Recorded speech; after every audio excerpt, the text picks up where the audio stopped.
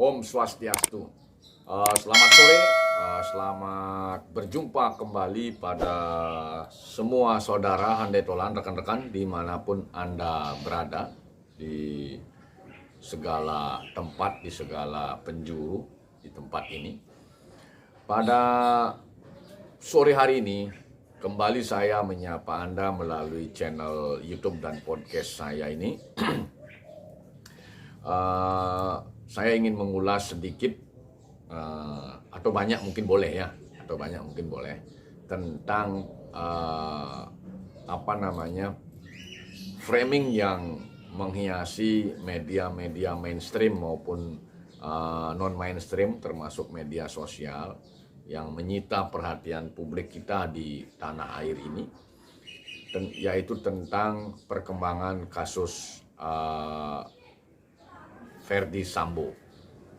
Ini menarik sekali untuk saya pribadi cermati sekali. Ya, jadi ketika pertama muncul persoalan ini, di mana publik mungkin masih ingat ketika pemberitaan di awal dikatakan sebagai kasus tembak menembak sambil menyerumput kopi sore, izin.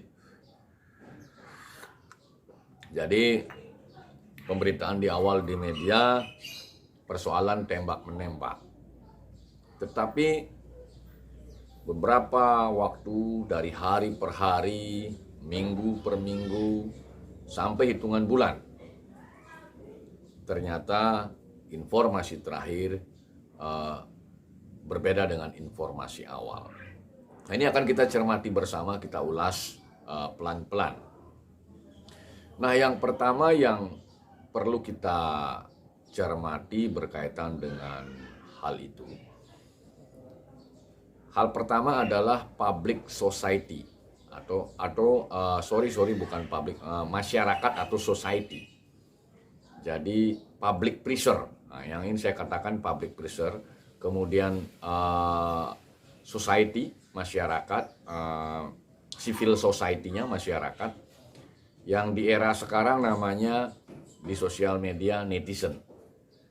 Nah, hal pertama ini kita cermati society atau civil society, kemudian public pressure, kemudian netizen. Andai saja tidak ada sosial media, andai saja tidak ada netizen, andai saja tidak ada public pressure, tekanan publik, mungkin kasusnya tidak berkembang seperti hari ini. Jadi kita harus berterima kasih kepada semua halayak, civil society, masyarakat yang masih memiliki perhatian terhadap institusi negara kita, dalam hal ini kepolisian. Jadi kita harus berterima kasih kepada halayak yang masih mendambakan citra lembaga negara itu semuanya baik, itu pasti. Karena pada dasarnya tidak ada lembaga yang jelek, tetapi mungkin saja oknum-oknum yang ada di lembaga itu yang memiliki permasalahan atau persoalan. Itu hal pertama yang harus kita cermati bersama berkaitan dengan kasus Pak Ferdy Sambo ini. Yang kedua, ini tentunya merupakan tamparan sebenarnya untuk kita semua, tidak hanya rekan-rekan, saudara-saudara kita yang bertugas sebagai polisi, tapi untuk kita semua tamparan. Karena lembaga itu milik kita semua, institusi negara itu milik kita semua. Nah, persoalannya, kenapa sampai bisa terjadi hal itu? Jadi pada dasarnya semua lembaga negara, semua institusi publik itu adalah milik rakyat. Nah, persoalannya kenapa sampai muncul permasalahan seperti itu? Khusus berkaitan dengan kasus Ferdy Sambo, di mana lembaga ini merupakan lembaga pengayom, pelindung, yang merupakan leading sektor urusan ketentraman dan ketertiban di negeri ini. Kenapa mesti ada persoalan seperti yang kasus Ferdy Sambo ini? Apalagi kalau kita konfirmasi dengan nilai-nilai Pancasila, terutama sila pertama dan kedua. ini betul-betul, mohon maaf, mungkin bisa dikatakan sangat biadab perlakuan ini, mungkin ya. Ini sebenarnya tidak ada lagi unsur manusiawinya. Ini yang perlu kita cermati. Artinya momentum kasus Ferdy Sambo ini harus kita jadikan sebenarnya titik tolak kita untuk memperbaiki tidak hanya institusi kepolisian, tetapi semua institusi negara itu. Itu sepertinya pemecut kita untuk memperbaiki semua institusi kita, mereview ulang, bila perlu melakukan psikologi tes berkaitan dengan masing-masing tugas pokok fungsi lembaga. Izin saya merokok sambil.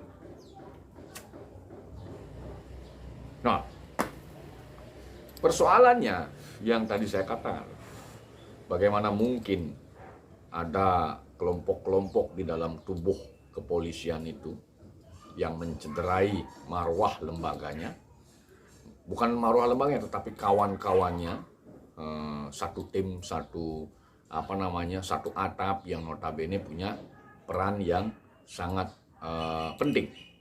Jadi persoalannya bukan lembaga, tetapi orang-orang yang ada di lembaga. Ini yang ingin saya katakan. Maka momentum dari kasus Sambo ini itu sudah pas sekali. Presiden sangat mengatensi ini, sudah pas sekali, sudah sangat tepat sekali. Bahkan seharusnya pembantu presiden yang punya urusan kewenangan, terutama Menko Polhukam, Pak Mahfud. Jadi Pak Mahfud harus membantu presiden dengan total.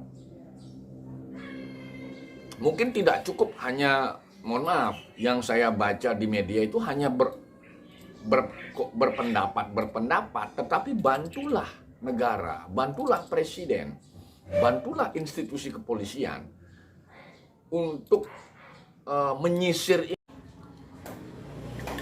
Ya, kembali lagi. Jadi tentunya saya berharap sekali kepada Pak Mahfud selaku Menko Polhukam. Jadi aksi nyata yang beliau lakukan, harapan saya, tentunya harapan kita semua, aksi nyatanya tidak cukup hanya sampai memberikan opini-opini di media, karena kita sudah melihat bagaimana kritisnya netizen ketika hal-hal yang kritis berkaitan dengan sendi-sendi bernegara itu diusik oleh oknum-oknum tertentu. Nah, tentunya itu harapan kita kepada Pak Menko Polhukam, Pak Mahfud. Jadi bisa mengawal apa yang diperintahkan Presiden untuk menyisir terkait dengan kasus Ferdy Sambo ini. Dan secara pribadi, saya pun memiliki pemikiran yang lebih rigid lagi. Jadi pertanyaannya, apakah seorang Ferdy Sambo itu sebagai top mindnya, tidakkah ada mungkin hubungan-hubungan jaring-jaring yang dilakukan dengan pihak-pihak lain. Nah, ini sebenarnya perlu juga ditelusuri, diidentifikasi lebih jauh, sehingga betul-betul institusi kepolisian itu bisa dibersihkan dari anasir-anasir yang bisa merusak institusi tersebut. Nanti tentunya harapan kita semua tentunya sebagai masyarakat. Sambil merokok. Pastinya saya berkeyakinan harapan dan dukungan dari seluruh rakyat Indonesia tentunya besar sekali kepada pemerintah yang telah bersungguh-sungguh untuk memperbaiki institusi kepolisian di titik kasusnya Pak Ferdy Sambo ini. Kemudian ke depannya tentunya harapannya semakin dibenahi lagi, dibersihkan dulu, kemudian dibenahi. Nah, itu yang perlu kita cermati berkaitan dengan kasusnya Pak Ferdy Sambo. Jadi kata kuncinya netizen sudah kritis, kemudian yang kedua Pak Menko Polhukam mampu menerjemahkan apa yang menjadi perintah Presiden, membersihkan anasir-anasir, mengurai benang kusut itu. Kemudian ada aksi nyata di bawah kendali Pak Menko apa yang harus dilakukan berkaitan dengan perbaikan lembaga institusi kepolisian ini. Karena memang sekali lagi saya katakan tidak ada lembaga jelek. Kemungkinan oknum-oknum yang membuat lembaga itu citranya kurang bagus. Jadi lembaga tidak ada yang jelek. Ini yang perlu digarisbawahi. Terakhir, harapannya tentunya apa yang menjadi perintah presiden, arahan presiden bisa di breakdown, diimplementasikan oleh Pak Kapolri beserta jajarannya, tentunya dengan diberikan advisor atau nasihat oleh Pak Menko Polhukam. Ini tentunya hal-hal yang sangat ditunggu oleh masyarakat. Karena ini momentum terbaik kita untuk memperbaiki institusi kita, khususnya kepolisian. Nah, itu yang perlu dicermati. Nah, nantinya yang ketiga sebagai poin penutupnya, ini sudah menunjukkan bahwasanya memang salah satu sisi lemahnya kita semua dalam tata kelola bernegara, khususnya berkaitan dengan bagaimana mengurus SDM, aparatur negara, aparatur pemerintah itu. Sampai dengan hari ini, kacamata saya, kesejahteraan aparat itu sebenarnya dari bawah sampai ke atas itu sebenarnya perlu dikaji kembali. Harusnya disesuaikan dengan real cost kebutuhan mereka semua, mulai dari pangkat paling bawah sampai pangkat paling tinggi. Nah, kalaupun mungkin beberapa waktu lalu dirilis di media-media berapa penghasilan seorang katakanlah jenderal, berarti kalau di kampus guru besar yang setara dengan pangkat 4D, 4E itu. Nah, itu rilis gaji terakhir itu pokoknya itu sekitar 5.500.000 maksimal. Ada tunjangan seperti jenderal yang dirilis di media itu kisarannya 25 sampai 29 juta. Tetapi kalau kita melihat real cost kebutuhan mereka, misalnya hidup di Jakarta dengan penghasilan 30 juta, apa cukup? Ini persoalannya. Jadi tidak bisa lagi kita itu memberikan penghasilan kepada seluruh aparatur kita, termasuk di sini juga termasuk pemerintah desa. Harus ukurannya itu sejahtera, bukan lagi sederhana. Karena kita sudah berubah, peradaban kita ini sudah berubah. Jadi tidak lagi kita berbicara sederhana, karena terminologi sederhana dulu tahun 80, tahun 90 dan sekarang berbeda. Kebutuhan hidup juga berbeda. Maka dari itulah sangat perlu, ini salah satu sebab juga. Salah satu sebab saya katakan. Tetapi ketika penghasilan mereka ini nanti sudah sejahtera, kemungkinan besar persoalan-persoalan itu akan berkurang. Nah, disinilah yang perlu kita kaji kembali. Inilah yang perlu kita kaji kembali dengan sungguh-sungguh. Nah, itu mungkin penutup saya berkaitan dengan kasus Verdi Sambo ini. Pada akhirnya nanti harapan kita tentunya para hakim, penuntut umum tentunya bisa menerapkan aturan hukum yang pas untuk memberikan pembelajaran efek jera kepada siapapun di negeri ini, termasuk kepada oknum-oknum aparat yang mungkin ada niatnya mencoba-coba bermain dengan hukum. Jadi harapan kita semua tentunya pastinya penuntut umum menggunakan koridor hukum yang baik, termasuk hakim yang memutus perkara mulai dari peradilan pertama sampai peradilan terakhir di tingkat ketiga atau kasasi, bisa menyuguhkan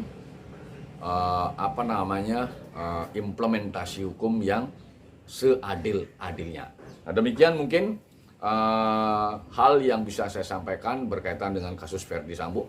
Apabila ada penyampaian yang kurang berkenan, saya Gus Bong mohon maaf. Akhirnya saya tutup dengan menyampaikan Pramo Santi. Om Santi Santi Santi Om. Wassalamualaikum warahmatullahi wabarakatuh. Salam sejahtera untuk kita semua. Salam Namo Buddhaya. Salam dari Jembrana Bali. Merdeka.